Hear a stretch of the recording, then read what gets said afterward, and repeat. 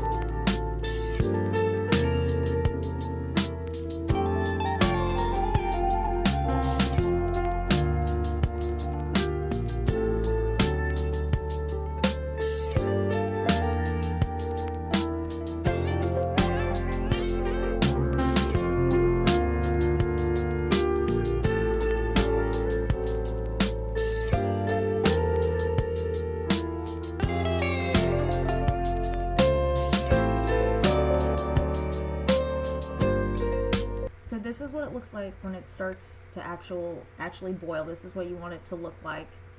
Like when you're stirring it, you can't break up the bubbles. So you just let it boil like this for an entire minute. And I think I left this clip at the actual time frame. That way you can kind of see how the texture changes as it gets done cooking.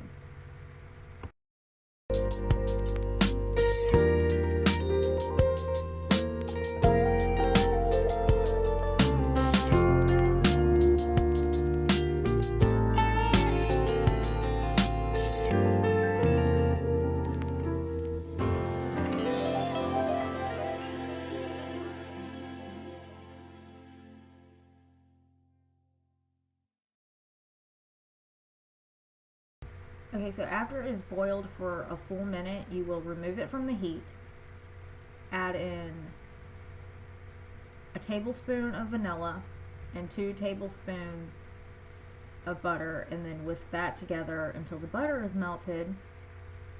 Then you can let it, for this pie, you do need to let it cool. For, if you just want to eat it like chocolate pudding, because that's all this is, it's just my homemade chocolate pudding recipe. You can serve it warm with Cool Whip on top. But for this pie, I let it cool.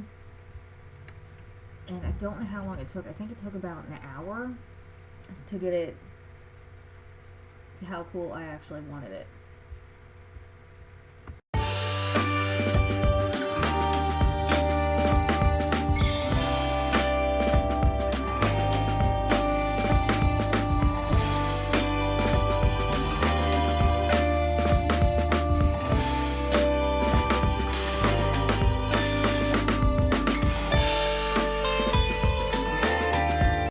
Okay, so for the crust, all you need is a chocolate cookie crust.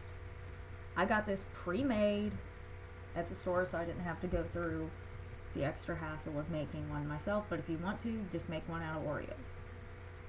Then what you do is you put, I think I put about 3/4, I filled this 3/4 of the way up with, or no, I filled this pie crust up 1/3 of the way with this chocolate pudding just as it is prepared. Then I mixed in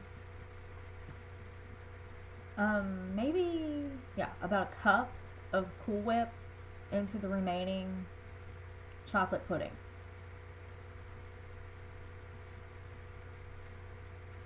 After that was mixed in, I layered that on top of the first layer of chocolate pudding. And basically all it is a lighter shade of chocolate pudding. It's called, when we originally started making it, we called it triple layer chocolate because it had the cookies, the pudding without the whipped cream, and then the pudding with the whipped cream.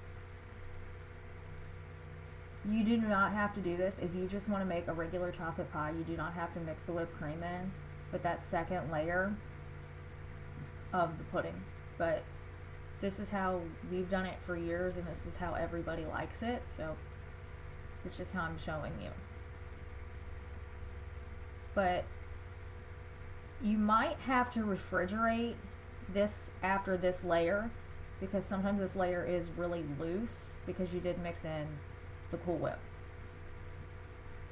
If you have to, put it in the fridge, come back to it about an hour or so, and then you just top it with the remaining Cool Whip. I probably should have put it in the fridge because mine mixed a little bit, but you just top it with the Cool Whip. And then you place it in the refrigerator for 3 to 4 hours if you're doing it that day, or you can place it in, it's good in the refrigerator for up to a week, but I would not recommend making this a week in advance. I would make this the day before or the day of, and just make sure you have at least 3 to 4 hours of refrigeration time. And it's totally optional if you want to top the Cool Whip with cookie crumbs or mini chocolate chips or sprinkles or whatever you want. I just left it plain this year because my brother does not like chocolate chips after they've been in the refrigerator. I don't mind them, but my brother does not like them, so I just left them off since I knew he would be eating this.